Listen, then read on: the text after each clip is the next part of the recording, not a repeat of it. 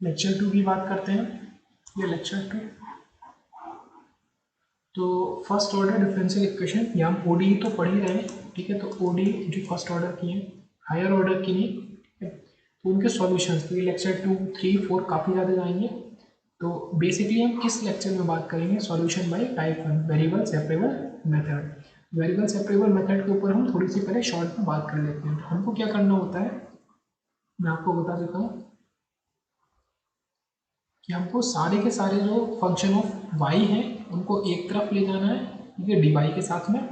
And सारे के सारे फंक्शन ऑफ एक्स हैं उनको दूसरी तरफ ले जाना है डी एक्स के साथ में। ओके, वर्किंग रूल क्या होता है, नंबर 1 हमको क्या करना है, सेपरेट द वेरिएबल्स, ठीक है। बाकी हम क्वेश्चन के साथ अभी क्वेश्चन में देखेंगे, बाकी हम शॉर्ट में भी देख लेते हैं वर्किंग रूल, थ्योरेटिकल पार्ट, ठीक है। Integrate integrate both sides. And third हमारा है ऐड अप्रोप्रिएट। अगर ज़रूरत है, हम जैसे लॉग ऐड करने की ज़रूरत है, ठीक है, जैसे काफ़ी सारे टर्म्स में लॉग है, तो एक में नहीं तो हम लॉग को ऐड कर सकते हैं, तो अप्रोप्रिएट कांस्टेंट को हम ऐड कर सकते हैं, ठीक है। तो ये हमारा बेसिक रूल है, अब हम उसको देखेंगे, ठीक है। तो क्लियर हो गया होगा lecture number 2 solution type 1 by variable separable method. हम इसको क्वेश्चन से समझेंगे कि हम इसको कैसे करें। तो हमारा क्वेश्चन है क्वेश्चन नंबर 1, ठीक है, या एग्जाम्पल बोल सकते हैं D Y upon D x, एकदम सिंपल सा D Y upon D x इसका कॉस एक्स, ठीक है। हमको इसको सॉल्व करना है वेरिएबल सेपरेबल मेथड की मदद से, ठीक है। सॉल्व, हम क्या करेंगे, मैंने क्या बताया, y के टर्म्स जो कि कुछ नहीं है तो 1, और dx के साथ में x के टर्म cos x। अब क्या करेंगे, इंटीग्रेटिंग बोथ साइड्स, देखिए शॉर्ट में लिखा है dy cos x dx, ठीक है। अब ये बेसिक चीज़ें आपको याद होनी चाहिए, बेसिक इंटीग्रेशन के फॉर्मूलेज एंड बेसिक मैथ्स, ठीक है, क्योंकि 12th 11th के लेवल की होती है। तो हमने इसको इंटीग्रेट कर दिया तो हमारा आया y and sine x plus c, ठीक है। अब इंटीग्रेशन में मेन बात क्या होती है कि एक कांस्टेंट जरूर आएगा हमारे पास, ठीक है। अब वो इसके संग में आएगा तो हम उसको राइट साइड में और एक ही साथ लिखेंगे, ठीक है। एक और ज़रूरी बात कि जो सॉल्यूशन होता है डिफरेंशियल इक्वेशन का, उसके अंदर डज नॉट कंटेन एनी, इसको मैंने पहले नहीं बताया था क्योंकि अब मैंने एग्जाम्पल लिख दिया तो अब अच्छे समझ में आएगा, ठीक है। डिफरेंशियल और डेरिवेटिव टर्म, इसीलिए हम उसको सॉल्यूशन बोलते हैं,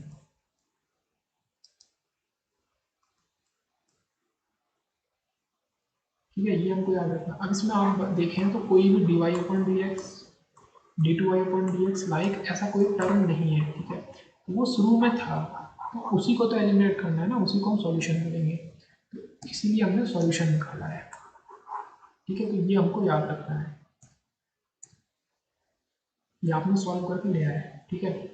और ये है आपका आर्बिट्रेरी, जो पीछे नहीं समझ में आया था शायद, आर्बिट्रेरी कांस्टेंट। अगर हम इसमें कोई पर्टिकुलर वैल्यू रख दें तो ये हमारा पर्टिकुलर सॉल्यूशन हो जाएगा। और ये अभी हमारा क्या है,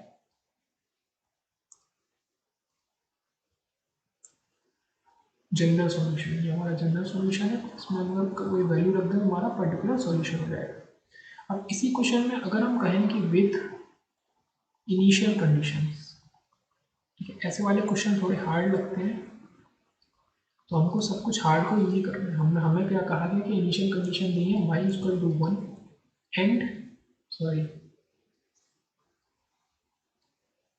eight not and x equal to 0, ठीक है। अब हमको एक कंडीशन दे दी कि y हमारा 1 है एट x इक्वल टू 0, तो हमको इसमें सॉल्यूशन में पुट करेंगे तो हमारे क्या होगा, y फिर से सॉरी, हाँ, y को हम रखेंगे 1 साइन 0 पे, देन c निकाल लेंगे तो c हमारा क्या होगा 1, साइन 0 होता है 0, हमारा c आया 1। अब हम देखेंगे तो हमारा पर्टिकुलर सॉल्यूशन क्या होगा, ठीक है, y equal to sine x plus 1, ये हमारा फाइनल सॉल्यूशन है, ठीक है, वैल्यूज के साथ में। और एक बात और बोली गई थी, अगर आपको याद हो, कि जनरल सॉल्यूशन क्या होता था जिसमें नंबर ऑफ आर्बिट्रेरी कांस्टेंट आपके ऑर्डर के बराबर होते हैं। तो आप अगर देखें तो आपका ऑर्डर क्या है 1 और आपका आर्बिट्रेरी कांस्टेंट भी कितना है 1, इसीलिए ये एक जनरल सॉल्यूशन है। एंड इसमें हमने अगर इनिशियल कंडीशन या वैल्यूज उनको गिवन के लगा दी तो हमारा ये पर्टिकुलर सॉल्यूशन निकल आएगा। ठीक है, इसमें क्योंकि सी नहीं है, आर्बिट्रेरी कांस्टेंट को हमने गायब कर दिया या उसमें वैल्यू रख दी। ठीक है, ठीक है, तो हमें एक क्वेश्चन दिया है वेरिएबल सेपरेटिंग मेथड का y माइनस एक्स, ठीक है, into D Y upon D X equal to A Y square plus D Y upon D X. इसको हमको सॉल्व करना है, हमको जनरल सॉल्यूशन इसका फाइंड करना है। ओके, हमको इनिशियल वैल्यूज नहीं दिए तो हम पर्टिकुलर सॉल्यूशन पे नहीं जाएंगे। ठीक है, पहले बेसिक्स देखेंगे। तो हम करते हैं, सेपरेट करते हैं y minus A Y square equal to, ठीक है, D Y upon D X का टर्म उधर ले जाते हैं, तो हो गया आपका x D Y upon D X, क्योंकि माइनस था तो plus, and D Y upon D X. ठीक है, A D Y upon D X, Y 1 minus A Y, A plus X को कॉमन ले लिया, D Y upon D X. अब आपको सिंपल क्या बोला गया था, x के टर्म डी एक्स के साथ, y के टर्म डी वाई के साथ। तो ये आपका डी वाई, अगर डी वाई इधर है तो मैं सिंपल करके ही दिखाता हूँ। ठीक है, तो हम क्या करेंगे, डी एक्स को इधर भेजेंगे, डी वाई को इधर रखेंगे। तो डी एक्स को इधर भेजेंगे तो इसको भी इधर लाएंगे, तो ये हो गया 1 प्लस ए प्लस एक्स, 1 अपॉन ए प्लस एक्स। ये नीचे आएगा तो ये 1 अपॉन वाई, 1 माइनस ए वाई। ठीक है, अब तो फिर आपको पता ही क्या करना है, इंटीग्रेटिंग बोथ साइड्स। ठीक है, मैं यहीं पे ऐसे करके दिखा देता हूँ। तो अब आपको इंटीग्रेटिंग बोथ साइड्स करना है, तो इसको हम लिखेंगे डी वाई अपॉन 1 ए प्लस एक्स। अब क्या करेंगे, इसको हम करेंगे पार्शियल फ्रैक्शन से सॉल्व। ठीक है, आपको इसको अलग अलग करना है। तो इसको अगर हम ऐसे लिखें, ठीक है, अब ये कैसे आएगा, ये आएगा प्रैक्टिस से। आप सॉल्व करके देखें अगर, तो 1 माइनस ए वाई प्लस ए वाई, ठीक है, अपॉन वाई 1 माइनस ए वाई, तो आपका ये यही आ गया। ठीक है, तो आपको ऐसे या तो हिट एंड ट्रायल से आप रख सकते हैं, या ऐसे ही अलग अलग जैसे आपकी मर्जी वैसे अलग करके लिख सकते हैं। ठीक है, 1 अपॉन वाई प्लस ए अपॉन 1 माइनस ए वाई। ठीक है, अब आप इंटीग्रेट करेंगे, इधर ही करता हूँ इंटीग्रेट। मैं एक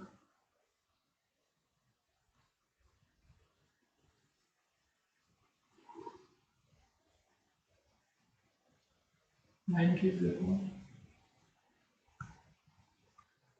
ठीक है, तो 1 अपॉन एक्स का टर्म होता है, भले ही उसके संग ए मौजूद है, उससे कोई मतलब नहीं है, मतलब इसको हम पूरा एक्स ही ट्रीट करेंगे। उसका होता है इंटीग्रेशन लॉग के टर्म्स में, लॉग बेस ई, ठीक है, ए प्लस एक्स, एंड ऐसे ही लॉग बेस ई वाई, क्योंकि पहले हम 1 अपॉन वाई का करेंगे एंड देन इसका करेंगे सेपरेट। ठीक है, प्लस अगर हम लिखें तो ए टाइम्स, मैं इसको अलग से अगर आपको शो करके दिखाऊं, ठीक है, लॉग बेस ई 1 माइनस ए वाई। अब इंटीग्रेशन में क्या होता है कि जो भी आपके कांस्टेंट का आप इंटीग्रेशन कर रहे हैं, जैसे यहाँ पे कांस्टेंट ए है, यहाँ पे ए कांस्टेंट नहीं था क्योंकि वो प्लस में था। ठीक है, मल्टीप्लाई नहीं था। जो आपका कांस्टेंट मल्टीप्लाई होगा फंक्शन में, आप वाई का कर रहे हैं डिवाई के एस्पेक्ट में, उसको आपको डिनोमिनेटर में लिखना है। ठीक है, पता सबको हो, फिर भी मैंने बता दिया कि आपका ए से ए कैंसिल, तो फाइनल सॉल्यूशन आपका आया लॉग ए प्लस एक्स है। हाँ, इसके साथ एक और चीज़ थी सी। ठीक है, log y plus log base e 1 minus ए वाई। आप जो आर्बिट्री कांस्टेंट है आप उसको भी लॉग के टर्म में लिखें, तो आप लॉग को फाइनल में एलिमिनेट कर सकते हैं। ठीक है, अब मैं थोड़ा सा जगह देके आपको आराम से दिखा सकता हूँ। ठीक है, तो आपने अगर लॉग को एलिमिनेट कर दिया पूरी इक्वेशन से, क्योंकि सब ही टर्म्स लॉग में थे, तो ए प्लस एक्स 1,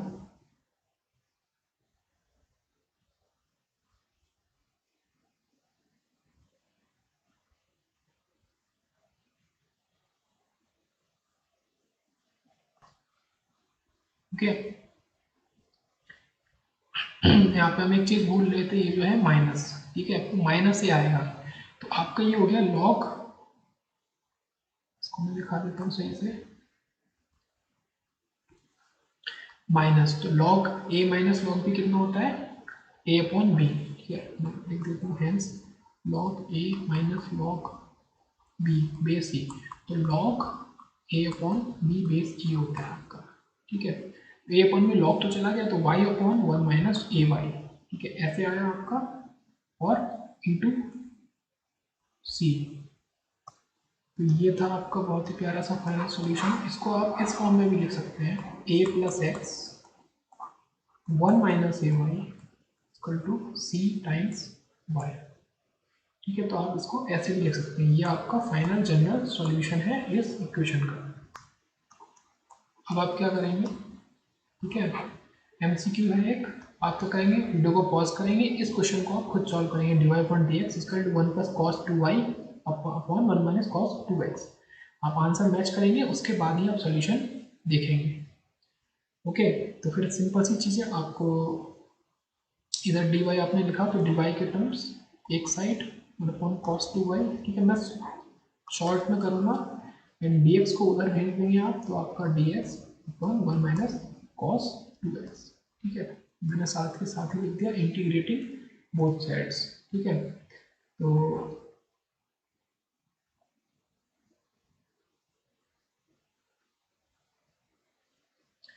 या आप एक काम कर सकते हैं, आप पहले सॉल्व कर सकते हैं।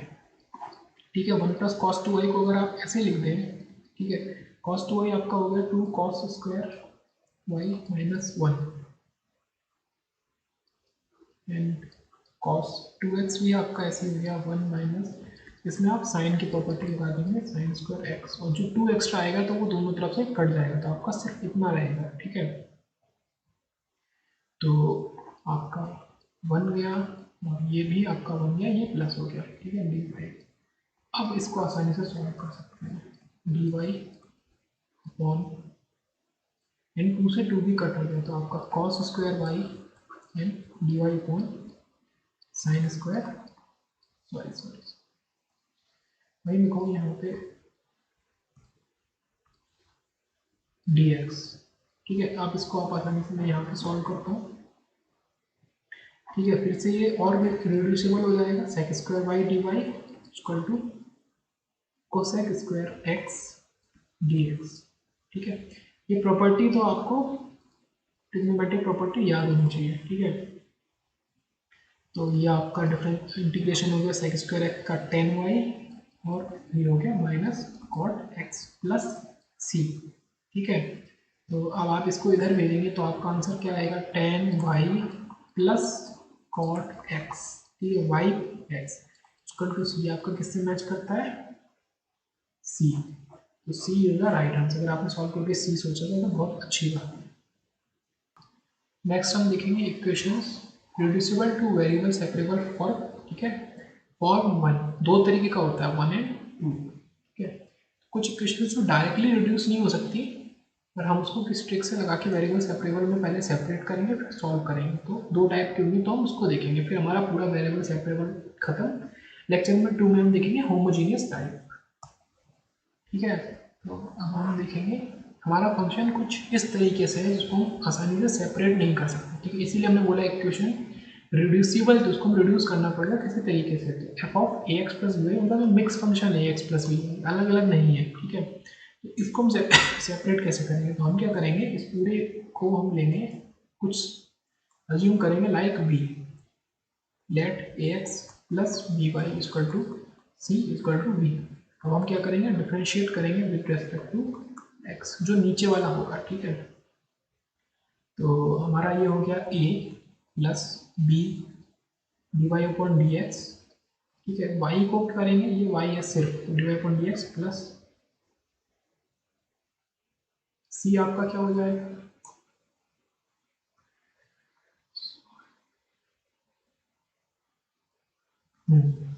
आपका सी तो वैनिश हो गया। ठीक है, D Y upon D X equal to D V upon D X. अब हम इसको पुट कर देंगे, D Y upon D X आपका हो गया one by B D V upon D X minus A, ठीक है। पहले बी इधर जाएगा और फिर ए माइनस। तो अब आप इसको पुट कर देंगे इसके इक्वल, ठीक है, यही ट्रिक है। तो आपका ये हो गया 1/b D V upon D X minus A each of function of V, ठीक है। अब आपका मेन चीज़ ये है कि अब आपका y टोटली वैल्यूज हो चुका है, ठीक है। x तो मौजूद है, हमने x के रेस्पेक्ट में डिफरेंशिएट किया है, ठीक है। हमने जो पूरा टर्म था उसको v लिख लिया, तो आपको y तो बचा नहीं।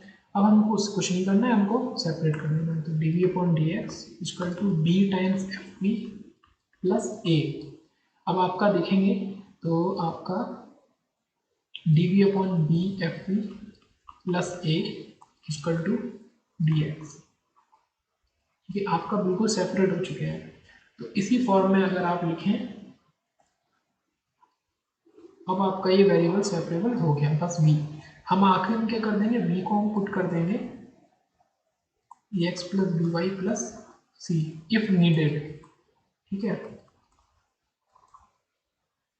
तो वो हम देखेंगे, तो हमारा जो सॉल्यूशन होगा वो हमारा आ जाएगा। अब इस तरीके का एक क्वेश्चन हम सॉल्व कर लेते हैं। अगर हम इस क्वेश्चन को देखें, y into root one minus X square, ये आपका पूरा एक टर्म है, x into root one minus Y square. अब y और x के टर्म एक दूसरे में मिले हुए हैं एंड x और y इधर मिले हुए हैं, तो आप उसको dx और dy को अलग अलग नहीं लिख सकते हैं। अगर आप करना भी चाहेंगे,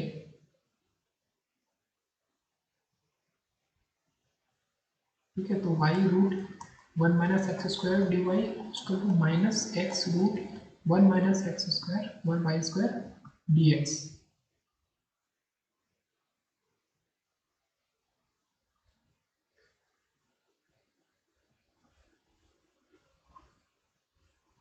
हो ये तो सेपरेट हो जा रहा है,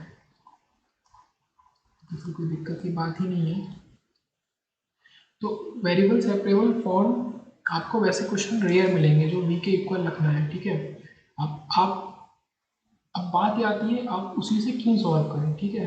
आप फॉर्म वन से ही क्यों सॉल्व करें। अगर आपका रिटन एग्जाम है, ठीक है, आपको मेंशन है कि आपको फॉर्म वन से सॉल्व करना है, तो आप सॉल्व करेंगे, या आपको फॉर्म वन नहीं लिखा हुआ, आपको बोला जाएगा वेरिएबल सेपरेबल से ही सॉल्व करना है, और आपका सेपरेट नहीं हो रहा तो आप फॉर्म वन या फिर फॉर्म टू अप्लाई करेंगे, वरना आप फिर होमोजीनियस और अदर मेथड्स पे जाएंगे, क्योंकि क्वेश्चन में ज़्यादा टाइम नहीं लगाएंगे। तो अगर गेट का एग्जाम एमसीक्यू का एग्जाम है तो आपको अगर डायरेक्टली सेपरेट हो रहा है जैसे कि ये, तो बहुत अच्छी बात है। अगर नहीं सेपरेट हो रहा है तो आपको सिंपल से फॉर्म वन फॉर्म टू पे नहीं जाना है, आपको होमोजीनियस एंड अदर मेथड्स पे जाना है, ठीक है। एक शॉर्ट बात बता दी मैंने। अब इसमें क्या करना है, आपको इंटीग्रेट करना है,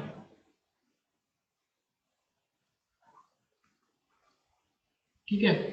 अब इंटीग्रेशन इसका शॉर्ट में अगर देखें,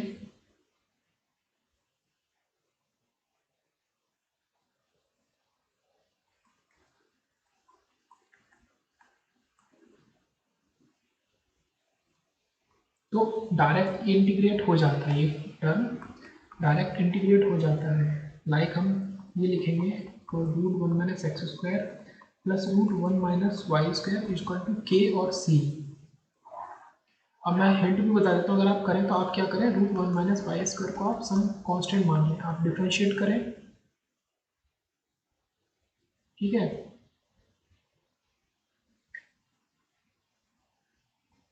ये आपका होगा two Y D Y upon D X equal to D V upon D X, ठीक है। Differentiate with respect to X, मैं शॉर्ट में बता देता हूँ। तो आपका जो D Y upon D X होगा वो आपका, ये आपका पूरा D Y upon D X, ये, ठीक है, D V upon D X में चेंज हो जाएगा, तो ये आपका कैसे चेंज हो जाएगा, ठीक है, टू तो आएगा ही आएगा, और आपका D V upon D x,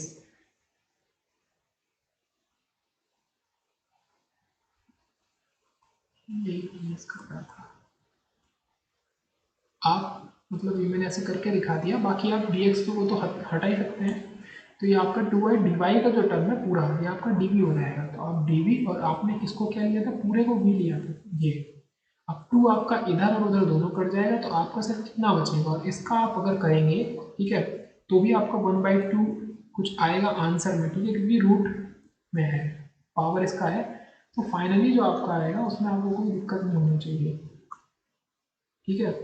final solution जो आएगा वो आपका यही आ जाएगा। फिर आपने कंपेयर कर लिया तो आंसर आपका आ गया। अच्छा, ये आपको आने चाहिए क्योंकि इतना टाइम आप एमसीक्यू एग्जाम में, क्योंकि गेट ये क्वेश्चन गेट है, आईएएस है, आईएएस प्री 2017 का क्वेश्चन है ये, ठीक है। ये क्वेश्चन है, 4 ऑप्शंस थे तो आपको सॉल्व करना था, तो ये ऑप्शन नंबर सी था। मैंने ऑप्शंस नहीं लिखे हैं, ये ऑप्शन नंबर सी था। आपको डायरेक्ट इंटीग्रेशन आनी चाहिए। बाकी क्या है कि आप ऐसे let 1 - y² integrating by x 2y dy equal to dv, तो क्या है कि दोनों तरफ सेम प्रोसेस चलेगा। तो आपका ये 2 कट जाएगा, बाद में जो वैल्यू जाएंगी कॉन्स्टेंट सब कट जाएंगे, तो फाइनल सॉल्यूशन आपका इतना आएगा, ठीक है। फिर मैंने आपको रिवाइज कर देता हूँ कि अगर वेरिएबल सेपरेबल से सॉल्व हो रहा है तो बहुत अच्छी बात है, वरना आप अलग मेथड से सॉल्व करके देखेंगे, ठीक है। अगर आपको रिटन एग्जाम में बोला ही गया है कि आपको ये डिफरेंशियल इक्वेशन वेरिएबल सेपरेबल से करनी है, तो आप फॉर्म 1 और फॉर्म 2 के ऊपर जाएंगे। फॉर्म 1 ये था, आपको इस फंक्शन को पूरे को v लेना है, तो आपका v के टर्म में आ जाएगा dv/dx और dx के टर्म में आ जाएगा, ठीक है। ये भी some sort of theoretical part ही है। इसके 2 केस होंगे।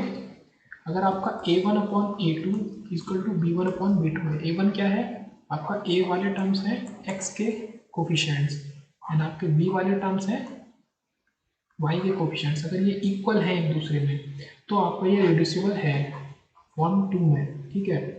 अगर ये इक्वल नहीं है एक दूसरे के, b1/a2 is not equal to b1/b2, तो आपको फिर नेक्स्ट होमोजीनियस तरीके में जाना है, होमोजीनियस टाइप ऑफ सॉल्यूशन में आपको जाना है, ठीक है। तो ये याद रखना है, अगर ऐसी इक्वेशन है पूरी ये है। अच्छा, फिर बात आती है, ये आपके रिटन एग्जाम में बहुत ही रेयरली आएगा, सिंपल इक्वेशंस पूछते हैं, खासकर जो सेमेस्टर एग्जाम होते हैं उसमें इतना टफ आता नहीं है, और ऐसा कोई बाउंडेशन भी नहीं होता कि आपको वेरिएबल सेपरेबल से ही करना है, ठीक है। अगर रेयरली केस में आता है, बाकी थ्योरेटिकल पार्ट है कि फॉर्म 2 में अगर आपको रिड्यूस करना है तो अगर ये रेशियो इक्वल होगा तभी हो सकता है, ठीक है। ये रेशियो इक्वल होगा तभी हो सकता है।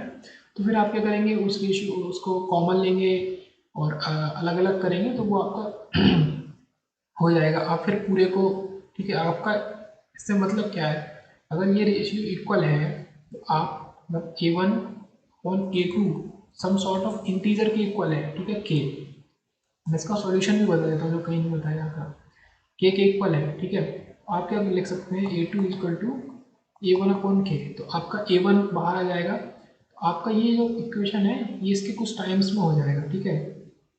ये आपका रेशियो सेम आ गया तो आप इसको रिलेट भी कर सकते हैं, ठीक है। ऊपर नीचे है तो x, आपको फाइनली केवल एक को आपको v मानना पड़ेगा, ठीक है। ये मतलब है ये v होगा तो ये आपका कुछ c/v होगा, ठीक है। फिर तो वो फॉर्म 1 से आप सॉल्व कर लेंगे, ठीक है। तो सिंपल इतना है कि अगर ऐसा है तो ठीक है, फॉर्म 2 से आप सॉल्व करिए, वरना आप होमोजीनियस के लिए कैरी ऑन हो जाइए। Next lecture, lecture number 3 homogeneous solution के पे ही होगा।